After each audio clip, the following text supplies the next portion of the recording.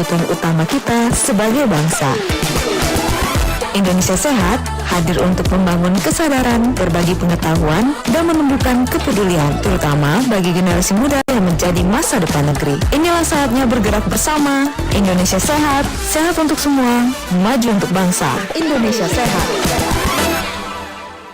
92,4 FM Pro 1 RRI Palembang, kanal informasi dan inspirasi. Pendengar, selama 1 jam ke depan hingga mendekati pukul 11 waktu Indonesia Barat nanti kita akan berbincang di program Indonesia Sehat. Dan topik hari ini yang sangat krusial dan sedang jadi perhatian kita semua terutama di Indonesia, yaitu mengenai kiat mencegah bullying di lingkungan sekolah.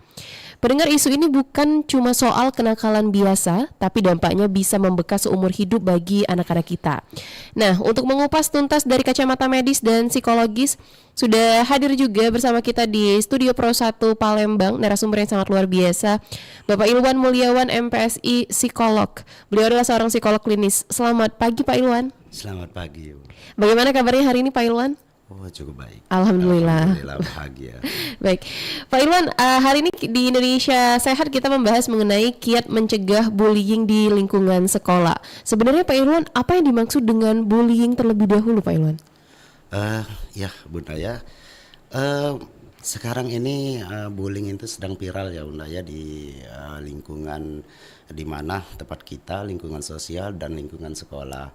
Hal ini menunjukkan bahwa adanya perubahan nilai pada masyarakat. Jadi bullying itu sendiri adalah perilaku agresif ya Bunda ya, dilakukan oleh individu atau kelompok untuk ingin menguasai seseorang secara psikologis. Oke, tapi apa bedanya bullying ini dengan ejekan-ejekan biasa, Pak? Bullying itu adalah perilaku.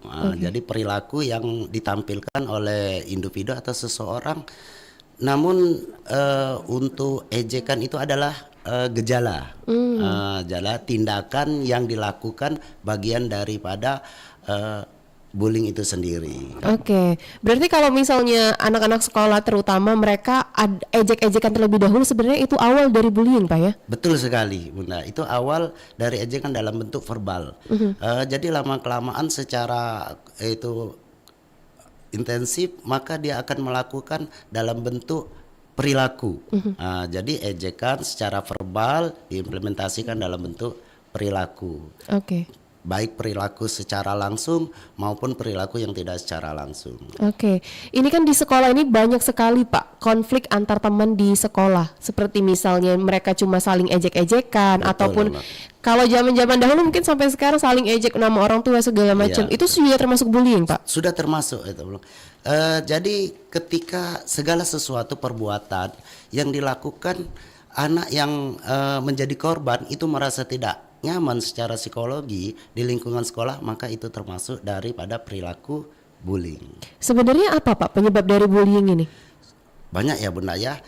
Jadi khas daripada penyebab itu adalah pola asuh keluarga. Bisa jadi anak adalah cerminan meniru dari perilaku orang tua. Itu penyebab. Yang kedua itu anak meniru dari apa yang dilihat dan didengar, misalnya dari media sosial. Itu banyak kasus-kasus yang kita temui ternyata pengaruhnya sangat signifikan. Dia meniru apa yang dilihat dan didengar oleh anak. Jadi anak ingin menguasai itu apa yang dengar dan ya rasakan. Oke.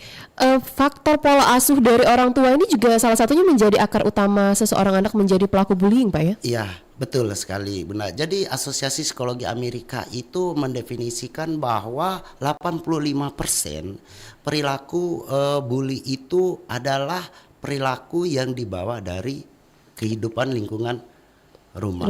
Dari rumahnya, Pak. Dari rumah. Terutama yang dilihat dari lingkungan orang tua. Jadi bully ini definisinya bukan hanya dilakukan pada anak ya, baik korbannya anak maupun orang tua, itu juga termasuk orang dewasa, itu sering kita jumpai. Namun yang sering kita dengar dan kita dapatkan dari informasi digital bahwa kebanyakan 30% itu pada anak-anak. Iya.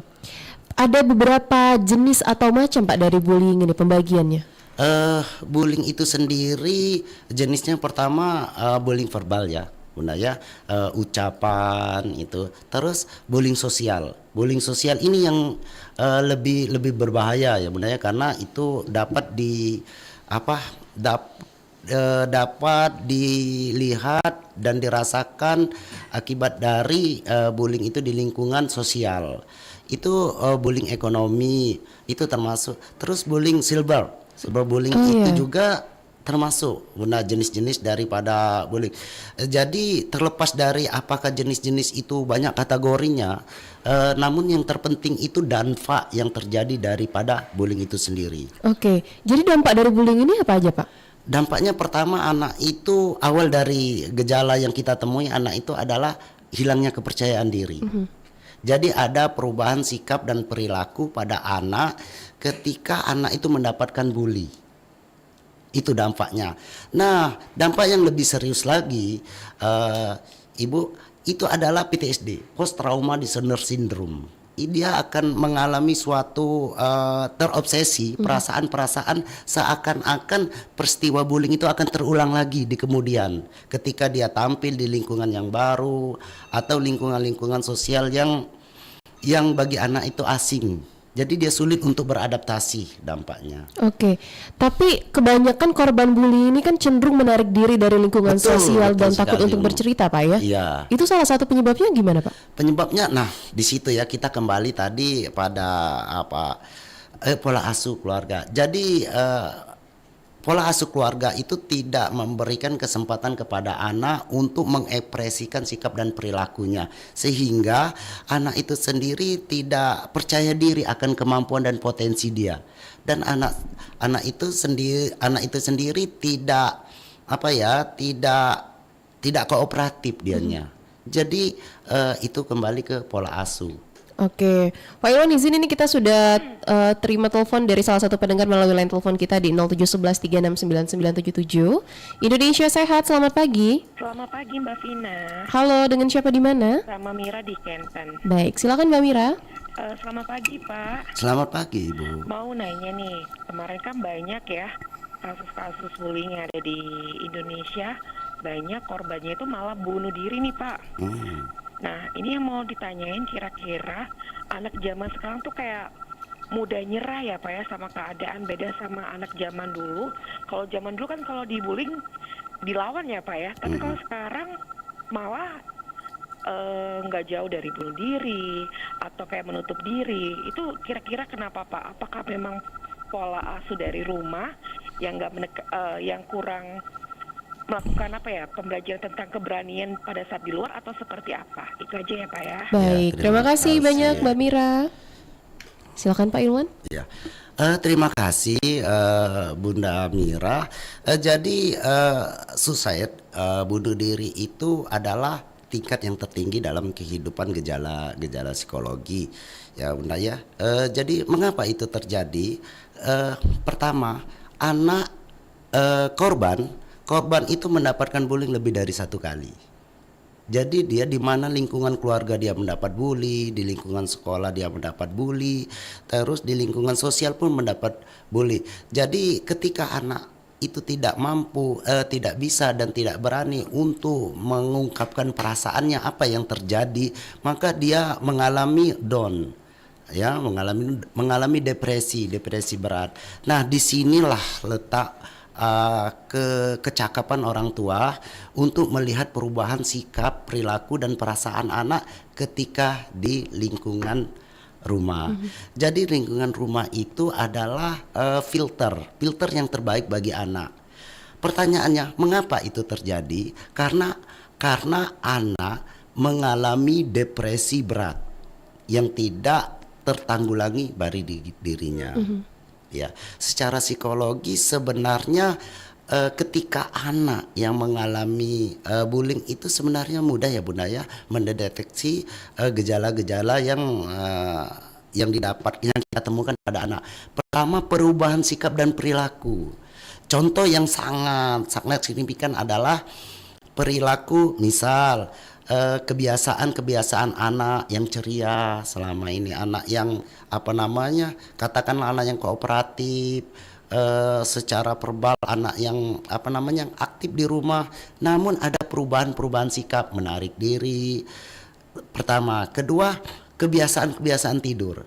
Ketika anak tidur kebiasaannya jam 9, dia sering terbangun pada malam hari.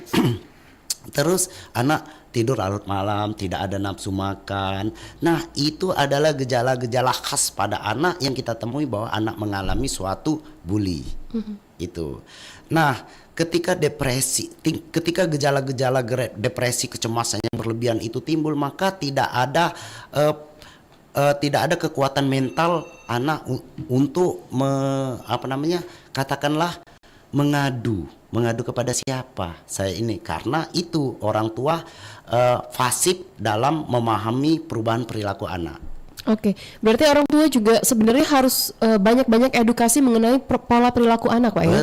Betul sekali. Oke, kita terima telepon lagi Pak Ilwan di 0711369977. Indonesia Sehat, selamat pagi. Selamat pagi, Dengan siapa di mana, Mbak? dengan Ranti di Pelaju. Baik, silakan Mbak Ranti. Iya, begini Pak, saya kan punya adik. Nah, adik saya ini sekolah. Nah, saya ini sering dibilangin sama temennya kalau adik saya ini dibully, tapi setiap kali saya tanya adik saya ini bilang enggak. Terus dia ini memang suka pendiam Pak di rumah orangnya, tapi temennya ini bilang kalau dia ini di sekolah sering dibully. Nah, memang adik saya ini pendiam. Saya takut nanti kalau ternyata memang dia ini sering dibully tapi dia nggak mau cerita. Nah, ini gimana Pak menurut Bapak? Maksudnya saya ke adik saya itu gimana, terus nanti saya ke sekolahnya gimana juga nih Pak. Itu aja, Oke, terima kasih. baik. Terima kasih banyak Mbak Ranti. Silakan Pak Ilwan. Ya, terima kasih Mbak Rati. Ini kasus-kasus ini sering kita temui. Saya sering mendapatkan anak-anak yang mengalami bullying, namun anak enggan untuk menceritakan kepada orang tua atau keluarga. Nah, bagaimana caranya? Adakan pendekatan secara emosional kepada anak. Tanda kutip, anak diberikan kesempatan untuk menceritakan pengalaman terdahulu. Itu yang pertama. Bunda, yang kedua, Mbak Ranti itu mencari informasi dari temannya yang terdekat. Mengapa? Apapun yang terjadi pada anak, kita sudah mengetahui bahwa anak itu dapat bully dari sekolah. Adakan pendekatan dari pihak manajemen pendidikan. Di sekolah sekarang ini sudah ada guru BK ya, adakan pendekatan, ceritakan permasalahan anak, ceritakan sikap dan perubahan perilaku anak. Jadi memang ada kerjasama multi informasi itu bagi orang tua dan pihak sekolah. Memang anak-anak yang mengalami kepribadian yang introvert, kepribadian itu sangat rentan sekali ya, untuk menjadi korban daripada itu bully. Oke. Tapi Pak Ilwan, kalau misalnya kita compare orang dewasa sama anak-anak ini, apakah ada perbedaan, Pak? Berbeda sekali ya, Bunda ya. Kalau orang dewasa itu pola defense, pola pertahanan dirinya itu lebih rasional ya, jadi lebih realita dalam menghadapi bullying. Namun demikian itu orang dewasa lebih cenderung dia cepat proses penyelesaian permasalahan itu, karena itu tadi dia berpikirnya rasional. Jadi orang dewasa itu sudah bisa membedakan baik buruknya perilaku. Mengapa saya terjadi begini? Yeah. Dia lebih cepat menyadari. Namun pada anak itu sendiri terkadang anak merasa tidak berdaya. Ya, dia tidak rasional dalam menerima perilaku bully itu sendiri. Baik. Kalau anak-anak sekolah SD, SMP ataupun SMA yang terkena bullying ini, Pak, apakah akan berdampak sampai mereka dewasa nanti? Jelas sekali, Euna. Jadi rentang anak remaja dengan dewasa itu sekitar 2 tahun ya, rentannya itu. Namun demikian, jadi proses perkembangan anak sekarang ini berbeda-beda setiap anak. Namun dampaknya itu sangat signifikan. Jadi dia cenderung kalau diagnosa yang tertinggi itu dalam psikologi itu dia mengalami PTSD, post trauma disorder syndrome. Dia akan jadi jadi pelaku. Bahkan dia jadi pelaku. Pelaku itu pertama kali itu ia lakukan itu di pasangan. Oke. Iya. Orang terdekat itu. Orang yang terdekat ya, betul, orang yang terdekat pasti dilakukan. Karena akibat dari dia masa lalu pernah dilakukan korban bullying. Ya. Baik. Ini kalau misalnya hal tersebut dibiarkan dan mereka tidak datang ke profesional, apakah trauma ini bisa benar-benar terbawa hingga karirnya nanti, Pak? Jelas. Nah, jadi korban bully itu seumur hidup dia akan merasa ketidakberdayaan terhadap dirinya. Itu. Jadi nanti terbawa pada lingkungan perkantoran, lingkungan keluarga, dan yang lebih klinis lagi bahwa itu akan terbawa dalam proses keluarga dan akan menurun ke anak. Oh, Jadi perilakunya itu akan ditiru oleh buah hati nantinya. berarti tidak menutup kemungkinan juga, Pak, seorang bullying ini akan membuli balik anak-anaknya nanti di kemudian hari. Betul, Bunda. Jadi korban bully ini dia akan jadi pelaku. Jadi rantai daripada danfa ini akan terus menerus. Nah, oleh karena itu, ketika kita mengetahui seperti pertanyaan dari Mbak Ranti tadi, bahwa kita harus cepat penanganan, cepat dan tepat. Nah, ketika orang tua tidak mampu untuk mungkin anak tidak terus terang, mungkin anak tertutup, mungkin dia merasa takut, mungkin merasa cemas, Mbak Ranti silahkan hubungi, mendatangi profesional psikologi. Kita terbuka. Dan saya berapa kali dan sering menemukan anak-anak yang mengalami gangguan kepribadian itu awalnya dari bully. Oke. Baik, Pak Iwan, kita terima telepon lagi di 0711369977. Indonesia Sehat, selamat pagi. Selamat pagi, Dengan siapa di mana? dengan Rizka di kilometer 7, Kak. Baik, silakan Mbak Rizka.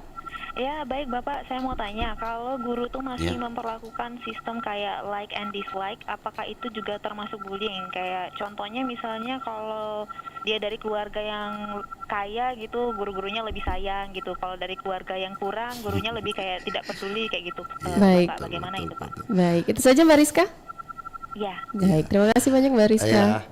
Terima kasih Mbak Rizka. Itu pertanyaan yang global, Iya. Mbak Rizka ya. Itu betul sekali.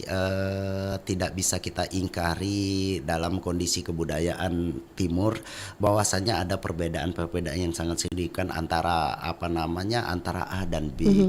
Namun demikian hal itu jika itu ditemukan dan ada ada bukti-bukti yang jelas, saya sarankan untuk mendiskusikan dengan pihak pendidik bahwa ini loh pernah dilakukan ini perbedaan ini. Jangan kita hanya merasa. Iya. Ya. Nah, saya kira itu bisa diselesaikan secara diskusi dari pihak keluarga dan itu jangan dibiarkan. Nah ya, nanti ada korban-korban masa depan anak ya. Itu jelas sekali itu dinamakan bully sosial. Oke, melanjuti pertanyaan dari Mbak Rizka tadi, Pak Ilwan. Apa yang harus dilakukan siswa, terutama apabila mereka melihat tindakan pembulian di lingkungan sekolah? Oh ya, nah jadi pertama ya, ketika ada anak melihat temannya dilakukan bullying, pertama apa yang kita dilakukan, tanamkan kepada anak tersebut bahwa informasi ini bersifat konfidensial. Jadi dia bersifat rahasia sekali. Jadi anak itu minta menceritakan sepenuhnya dan guru atau pendidik itu mencatat apa yang didapat dari informasi anak dan lakukan tindakan secepatnya pada anak. Namun rahasia pelapor itu tetap dirahasiakan. Jadi ajarkan kepada peserta didik anak kita bahwa semua informasi yang menyangkut kehidupan di lingkungan sekolah itu tetap kita rahasiakan, yang bersifat negatif ya udah tetap dirahasiakan. Jadi ada perlindungan informasi terhadap anak. Ini yang terjadi. Kadang-kadang seorang anak yang melihat ada perilaku bullying itu dia tidak mau memberikan informasi, Mengapa demikian? Karena dia merasa takut terlibat. Iya. Ya, takut ada ancaman dari pelaku. Nah, itu yang harus diterapkan di sekolah, bahwa informasi itu sangat dibutuhkan. Jadi presentasi kehidupan anak itu Bunda 40% itu di lingkungan sekolah. Apalagi sekarang ada program full day. Iya. Ya. Jadi kalau 40% itu kehidupan di lingkungan sekolah, maka perilaku dan sikap itu sangat membentuk kepribadian anak. Jadi dia menyumbang sekitar 0,25%. Jadi tidak sampai 1% ya. Udah, tapi 1% itu mengalahkan 90%. Karena kehidupan di sekolah itu anak sangat mengubah sikap dan perilaku anak. Di samping itu juga yang tak luput adalah lingkungan keluarga, Iya. sosial keluarga. Betul. Tren bullying ini kan setiap tahun tuh ada aja pembaruan, Pak ya. Seperti sekarang kan lebih ke cyberbullying Iya. dari netizen dan lain sebagainya. Apakah tren perubahan bentuk bullying dari zaman dulu fisik ke zaman sekarang psikis ini ada perbedaan, Pak? Pada umumnya sama, sebenarnya dari dulu sampai sekarang pola-polanya itu kerangka dasar sikap dan perilaku bullying itu sama. Namun sekarang ini lebih cenderung diaplikasikan langsung. Ya, misal dia melihat, mendengar dari cyberbullying, itu akan dilakukannya di sekolahan. Jadi diterapkannya sikap dan perilaku itu di sekolah. Namun kalau dulu itu lebih cenderung meniru ya, Iya. meniru perilaku apa yang dilihat dan didengarnya. Namun sekarang ini lebih modern lagi. Termasuk juga pornografi, itu termasuk bully itu di sekolah. Jadi orang tua pandai-pandai lah untuk melihat kehidupan sosial media anak di situ. Apakah game-game online seperti itu juga salah satu faktor bullying ini, Pak? Betul, Bunda. Jadi ada kekerasan apa yang dilihat anak daripada game itu akan terbentuk semacam mindset, dia terobsesi. Jadi terobsesi untuk melakukan tindakan itu. Iya. Jelas sekali itu. Nah. Oke, baik. Pak Ilwan, kita terima telepon kembali di 369977. Indonesia Sehat, selamat pagi. Selamat pagi Mbak, ini dari Heri Probomuli. Oke, silakan Pak Heri. Selamat pagi Pak. Selamat pagi, Bapak. Saya mau tanya Pak, Ya, saya kan punya anak TK masih 6 tahun. Baik. baik ya, Pak. Ya, anak saya itu mungkin nggak nakal bagi saya kan, Mm-mm. tapi ada temannya itu agak nakal, Pak, aktif. Mhm. Contohnya kalau di sekolahnya itu suka main kekeras. Wah, ya pernah berkelahi dengan anak saya, bukan anak saya kan cukup diam, nggak menangis dan ditahannya.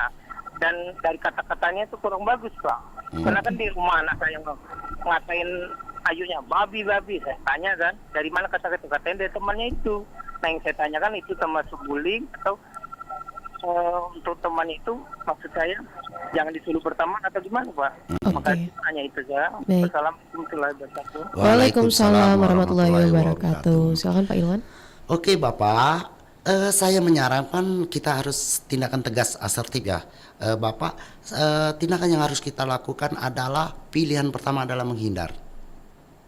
Jadi kita ada tegas, itu termasuk bully ya. Bapak, itu termasuk bully. Jadi apa yang harus dilakukan orang tua adalah menghindar di lingkungan yang menyebabkan bully. Jadi hanya satu pilihan, Bapak, bahwa anak tidak diperkenankan untuk berinteraksi dengan lingkungan yang negatif. Sekarang ini kan kita kaya akan lingkungan di lingkungan masyarakat, banyak pilihan-pilihan. Bisa jadi waktu itu kita habiskan hal-hal yang positif bagi anak, walaupun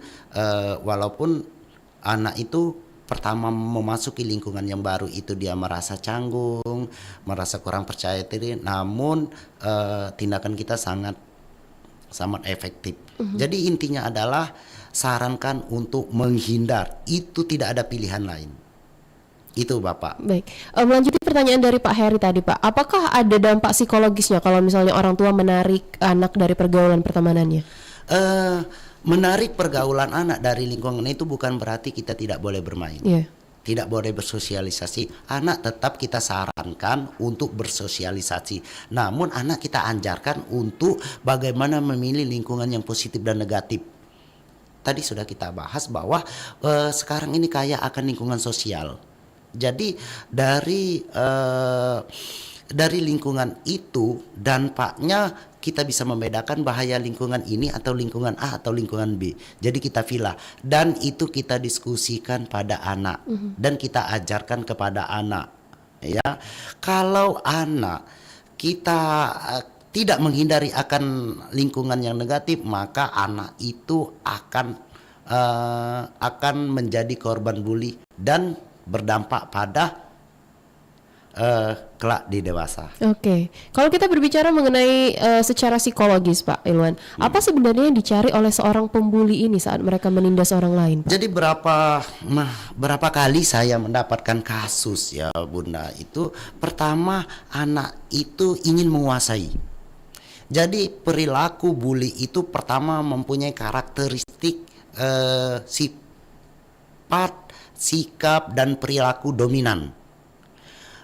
Si anak pelaku itu ingin menguasai baik secara finansial, materi, secara sosial maupun anak itu ingin mengendalikan lingkungan. Nah, anak korban daripada itu mungkin menjadi salah satu penghalang. Ketika pelaku itu ingin menguasai, ada penghalang, maka dia bertindak agresif untuk menyingkirkan ya. Jadi tujuan si pelaku itu. Oke, ini kalau kita mengenai pencegahan dari bullying ini Pak, sebagai tenaga pendidik maupun sebagai anak-anak yang ada di sekolah ini bagaimana caranya Pak? Pertama yang kita lakukan, kita kembali ke lingkungan keluarga. Jadi orang tua itu jangan bosan ya Bunda ya untuk mengedukasi anak bahwa bully ini dampaknya begini, definisinya begini, pencegahan begini, apa yang dilakukan. Jangan sampai kita menjadi korban dan pelaku daripada bully. Walaupun itu terkesan anak tidak memperhatikan sekarang anak tentang ucapan komunikasi orang tua anak. Namun keluarga jangan sampai Bunda bosan untuk memberikan edukasi kepada anak. Nah, itu untuk lingkungan sekolah, untuk lingkungan keluarga. Di lingkungan sekolah sekarang ini sudah tren lagi bahwa lingkungan sekolah ada edukasi, ada edukasi tentang sikap dan perilaku anak, apa yang dilakukan anak di sekolah.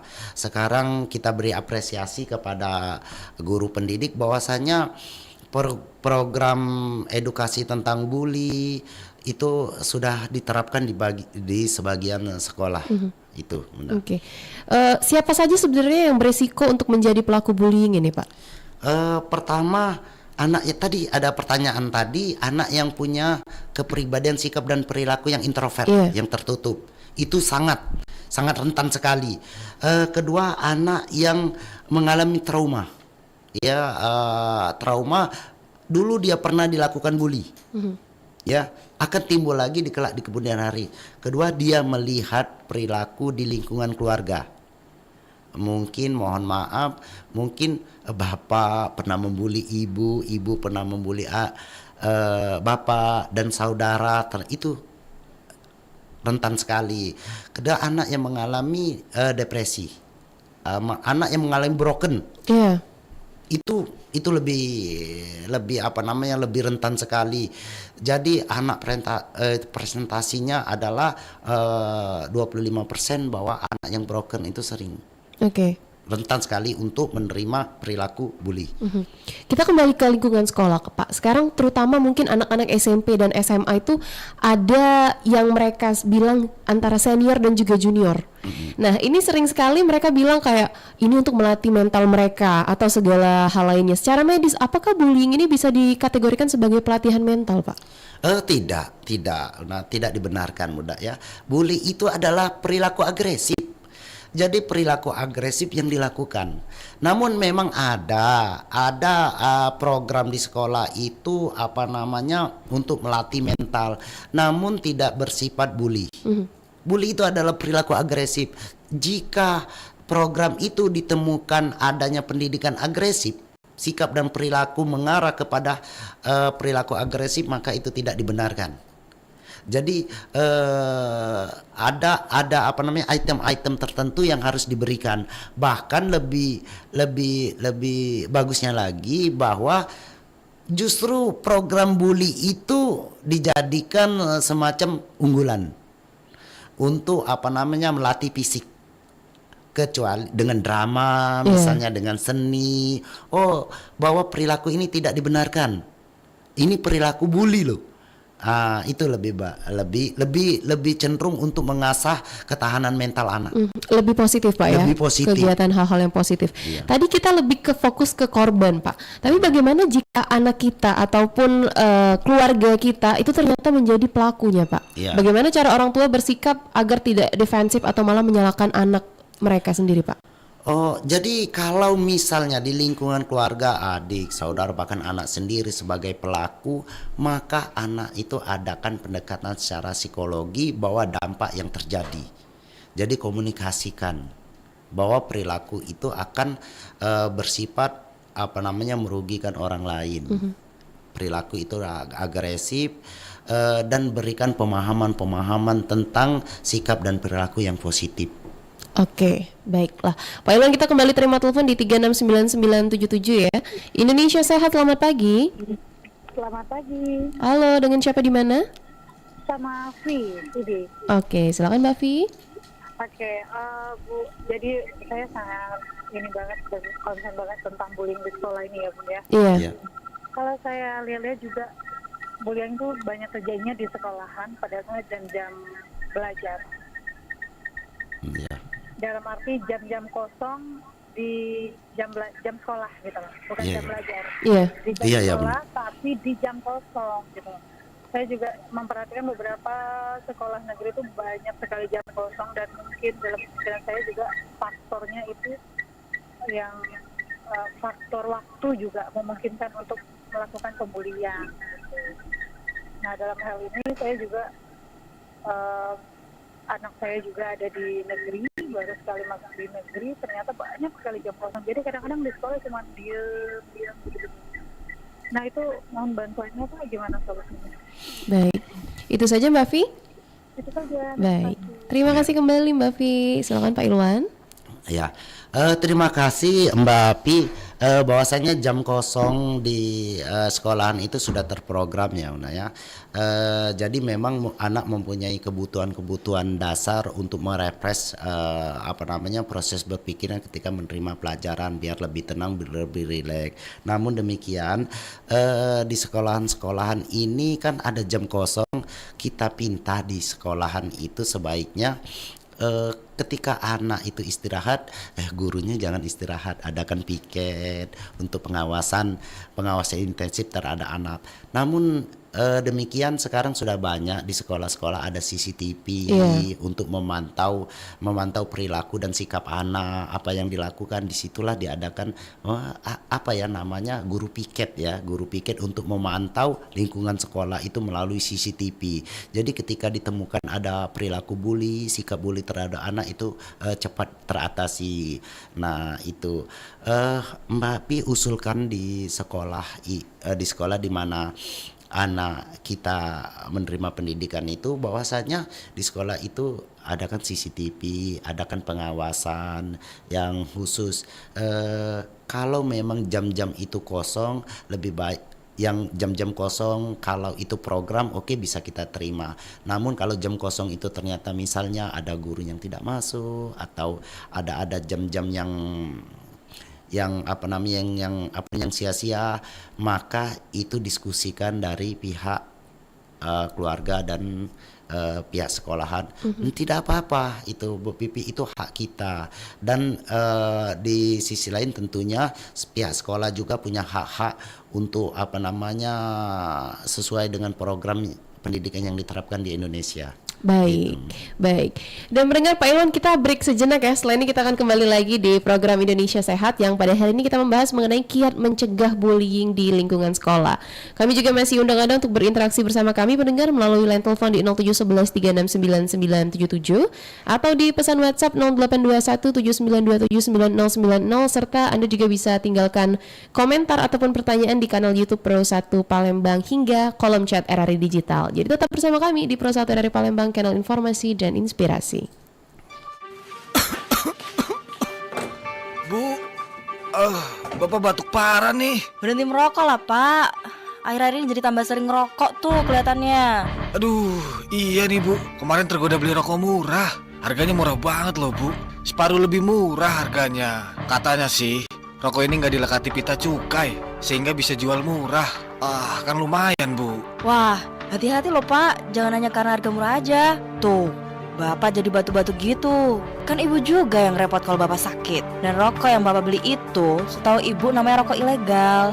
Rokok ilegal itu sangat merugikan negara Pak. Karena rokok ilegal itu tidak bayar cukai.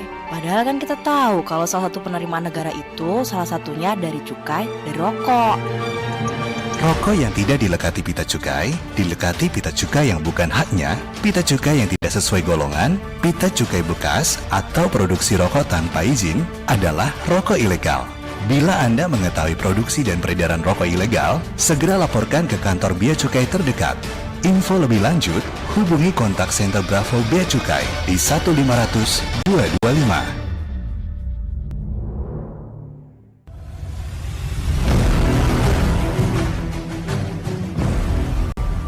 Menurut hasil riset Digital Civility Index pada Mei 2020 oleh Microsoft, Indonesia menempati urutan pertama sebagai negara paling tidak sopan se-Asia Pasifik. Sebanyak 27% responden mengaku pernah mengalami hate speech. 43% lainnya menerima berita hoax dan penipuan. Sedangkan 13% lainnya merasakan tindakan diskriminasi. Selain itu, yang tengah marak terjadi belakangan ini adalah perilaku cyberbullying atau perundungan sosial di dunia digital. Beberapa contoh cyberbullying adalah doxing, membagikan data personal seseorang ke dunia maya, kemudian cyberstalking, mengintip dan memata-matai seseorang di dunia maya, termasuk membalas dendam melalui penyebaran foto atau video vulgar yang bisa juga untuk memeras korban. Setiap orang perlu memahami dampak dari cyberbullying bagi korban, karena pada dasarnya sebagian pengguna juga tidak sadar saat berperilaku di media sosial. Padahal, baik di kehidupan nyata maupun maya, kata-kata yang ditulis melalui kolom komentar juga ikut mempengaruhi korban. Secara mental, korban bisa merasa kesal, malu, bodoh, bahkan marah. Sementara secara emosional, korban bisa merasa malu dan kehilangan minat pada hal yang disukai. Bahkan, dampaknya juga bisa ke fisik korban, seperti lelah karena kurang tidur atau mengalami gejala sakit perut dan sakit kepala. Lebih parahnya lagi, cyberbullying juga memiliki dampak psikologis, yakni mudah depresi, marah, cemas, merasa gelisah, menyakiti diri sendiri, hingga percobaan bunuh diri. Dampak sosialnya, korban bisa mengucilkan diri, merasa kehilangan kepercayaan diri, lebih sensitif kepada teman, bahkan keluarga. Stop cyberbullying.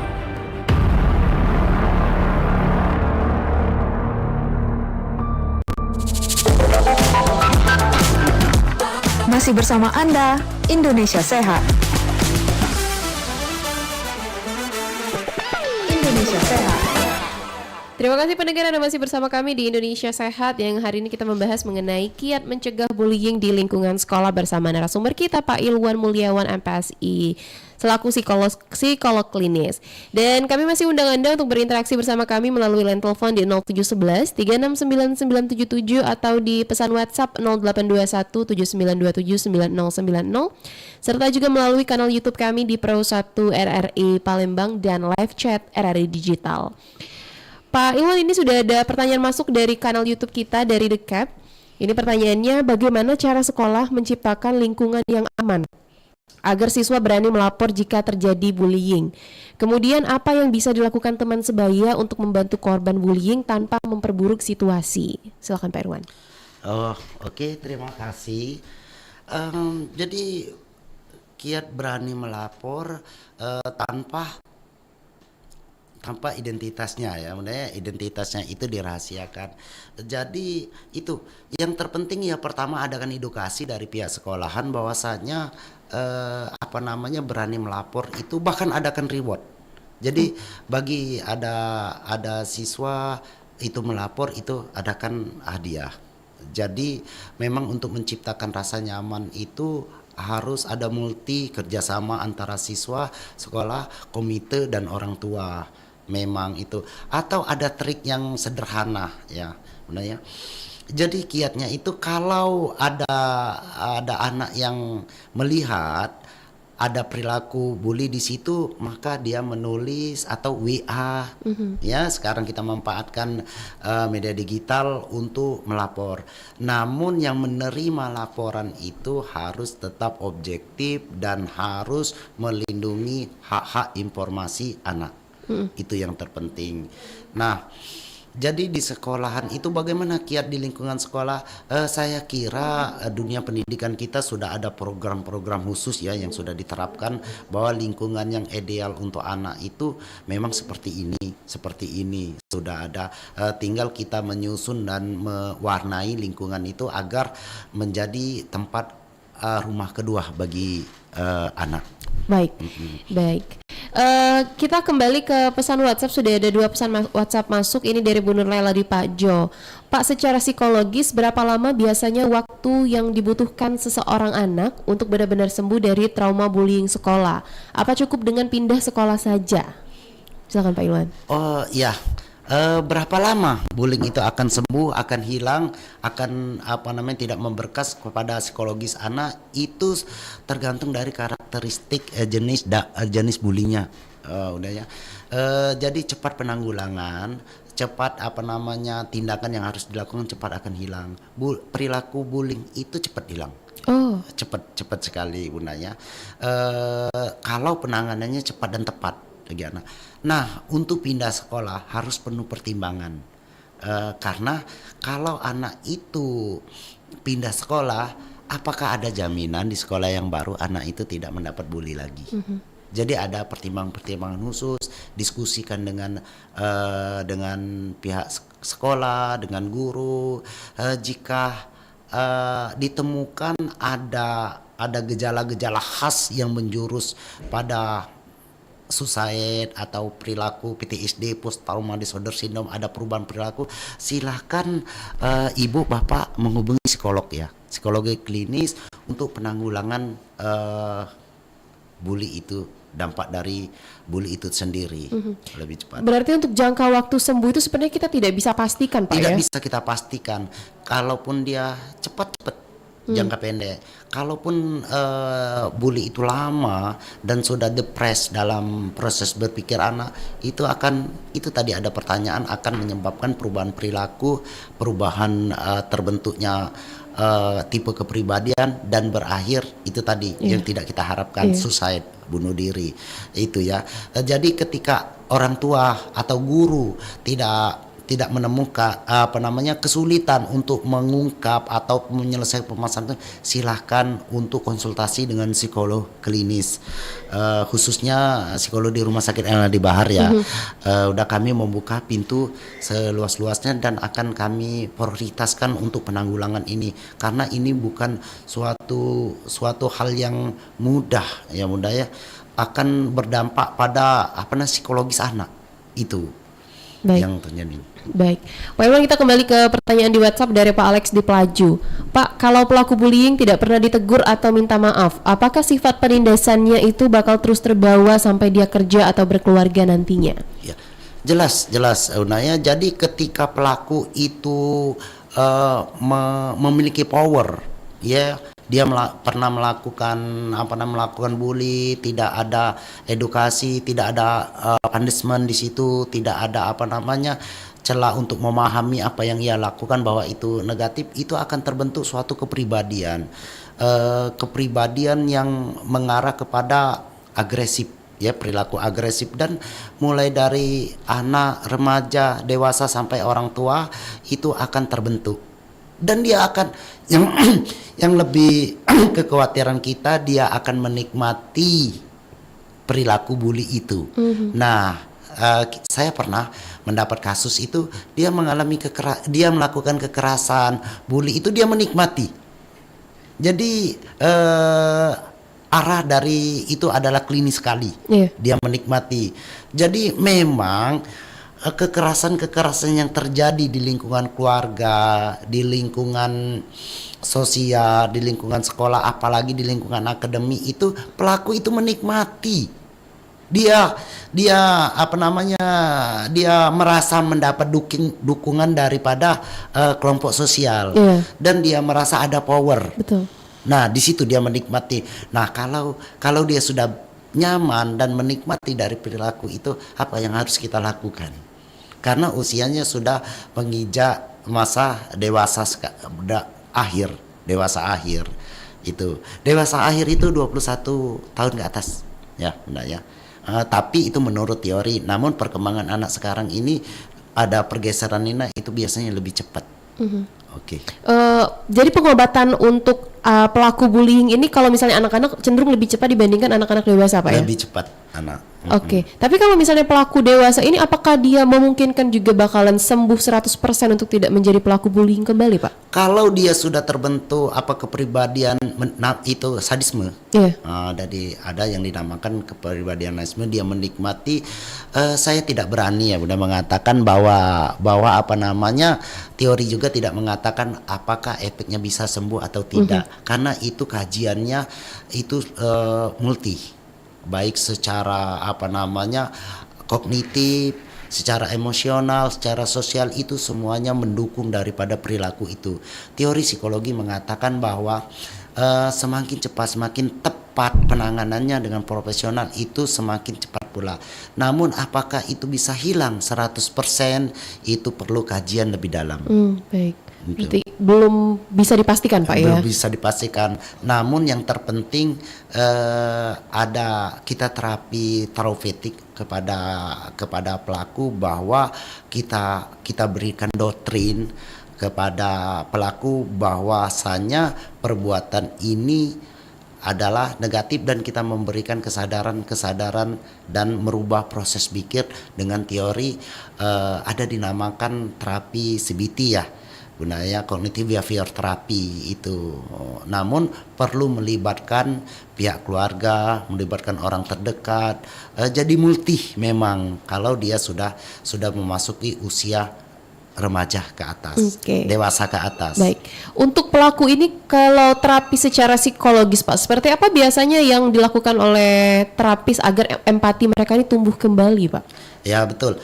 Jadi kita lihat dari jenis tingkatan daripada kenyamanan daripada pelaku bully ini. Jadi kita kaji assessment anak itu mulai dari kepribadian, mulai dari wawancara dan observasi daripada pelaku itu sendiri. Jadi memang perlu kajian khusus, memang pendekatan individu. Memang apalagi kita sekarang ini tren, kita akan melakukan tes psikologi.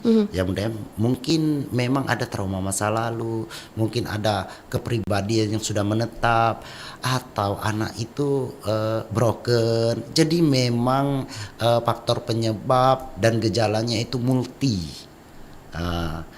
Banyak sekali, Pak, ya? Banyak sekali.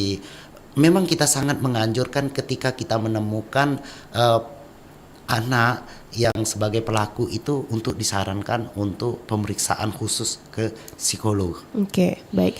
Pak Irwan, kita terima telepon kembali ya. Sebenarnya terputus karena masih undang Anda untuk bergabung bersama kami di 0711369977 atau di pesan WhatsApp 082179279090.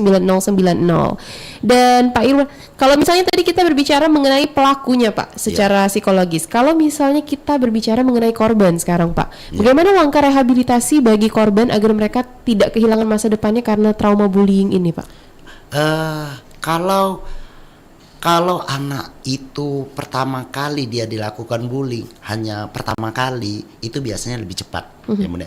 Tetapi kalau yang diterimanya itu berulang-ulang, tadi sudah kita jelaskan bahwa di sekolahan dia pernah menerima bully, di lingkungan sosial dia menerima bully, di lingkungan keluarga pun tanpa disadari dari tim keluarga itu melakukan bully terhadap anak, itu maka terbentuk. Jadi memang perlunya kajian ya Bunda ya untuk melakukan pencegahan terhadap korban daripada bully ini sendiri. Oke. Di Palembang sendiri Pak, atau Sumatera Selatan dan Palembang ini, apakah Bapak melihat kesadaran sekolah terhadap kesehatan mental siswa ini sudah cukup baik Pak? Kalau kasus jadi beberapa kasus yang kita ketemui ya Bunda, memang di sekolahan kita banyak ya Bunda ya kasus-kasus seperti itu. Tapi kadang-kadang pihak sekolah juga kewalahan ya Bunda ya. Saya sendiri secara pribadi memberikan apresiasi untuk guru-guru pendidik kita saat ini sudah ada semacam katakanlah kesadaran lah, kepedulian terhadap anak ini banyak. Namun presentasi apakah lingkungan di sekolah ini sudah baik atau tidak kembali kepada persepsi kita masing-masing. Tapi tidak bisa kita ungkiri memang ada ya Bunda. Namun ada sekolahan yang bagus yang ramah lingkungan terhadap anak itu banyak. Tapi banyak juga kasus-kasus yang kita di sekolahan yang lebih banyak, atau apalagi di akademik ya, di fakultas akademik di universitas. Betul. Itu banyak sekali kasus yang kita temui dan ruang lingkupnya lebih besar. Betul Pak. Kalau di sekolah kan lingkungannya lebih kecil, jadi itu kita apalagi di sini ada istilah KDP, ya benar, kekerasan dalam pacaran. Iya, yang baru-baru ini terjadi juga Pak ya. Nah itu termasuk bully. Itu banyak menimbulkan unsur hukumnya di situ. Nah yang terpenting di situ adalah cepat penanganan. Ketika kita menemukan cepat penanganan, jangan orang tua menganggap tidak enakan, takut disalahkan oleh pihak sekolah, takut anaknya malahan dijadikan bully di sekolah. Kita tidak mempunyai persepsi seperti itu. Lakukan tindakan tegas orang tua. Jadi peran orang tua itu sangat signifikan terhadap perubahan kepribadian yang positif bagi anak. Baik, Pak Irwan, sayang sekali pembicaraan kita hari ini sebenarnya sangat menarik Pak ya. Tapi lintas waktu kita sudah hampir menunjukkan pukul 11 waktu Indonesia Barat. Mungkin sebagai penutup, apa pesan Bapak untuk seluruh masyarakat dan pendengar Pro 1 dari Palembang agar mereka dan juga kita bisa mewujudkan Indonesia sehat yang bebas dari perundungan atau pembulian Pak? Jadi baik perilaku bully maupun korban dari bully itu berawal dari pola asuh di rumah. Jadi pola asuh orang tua itu sangat menentukan, mencerminkan anak untuk bersikap, bertindak, menampilkan perilaku di lingkungan sekolah maupun di lingkungan sosial. Jadi kuncinya adalah di rumah. Jadi kesimpulan adalah rumah adalah cerminan daripada perilaku dan sikap anak ketika dia tampil di lingkungan sosial. Jadi lebih cepat, lebih baik. Baik. Pendengar, sudah hampir 1 jam kita berbincang bersama Pak Irwan Mulyawan. Banyak sekali ilmu yang baru kita dapatkan pada hari ini, terutama bagaimana peran kita baik sebagai orang tua, guru maupun teman juga sangat menentukan masa depan mental anak-anak kita. Terima kasih banyak kami ucapkan Bapak Irwan Mulyawan, MPSI, psikolog yang sudah menyempatkan waktu berbagi di sela kesibukan Bapak di Ernaldi Bahar Pak ya. Semoga Bapak sehat selalu dan terus menginspirasi banyak orang. Dan pendengar, kami ingatkan pada pukul 11 waktu Indonesia Barat nanti akan kita ikuti bersama dinamika olahraga dari Pro 3 Radio Republik Indonesia. Jadi tetaplah bersama kami di Pro 1 RRI Palembang, kanal informasi dan inspirasi. Baru saja Anda dengarkan Indonesia Sehat. Indonesia Sehat, Saatnya bergerak bersama. Sehat untuk semua, maju untuk bangsa.